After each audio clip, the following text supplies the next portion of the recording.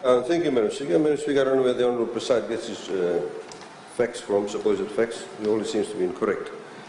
The 10 sectorial wages councils also had a review, and none of them get paid below the minimum wage. If he's referring to the trainees in the government sector, that's a different category altogether. But all of them, the 10 sectorial wages, they all in fact had a review, and all of them had increases. And in fact, the salary rates are more than $2.68 an hour. In fact, they range from $2.78 to $5.57 an hour. In the case of building foreman, market wage rate currently is $10 to $15 an hour. Qualified electrician is $8 to $10 an hour. These are the market prevailing rates. And of course, as provided, the information has been given to us also, is that all of the 10 sectoral wages actually had an increase too. The minimum wage, Madam Speaker, let me reiterate, and I think opposition is trying to obfuscate the issue.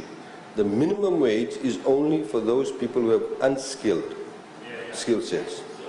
So somebody, for example, comes and cuts the grass at your house. Anybody can walk off the street and come and cut grass at your house. That's the minimum wage applicable to them.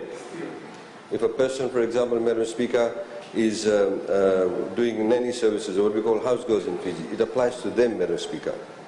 It's called for unskilled work, labour force. Everybody else actually has a higher rate than that. Thank you.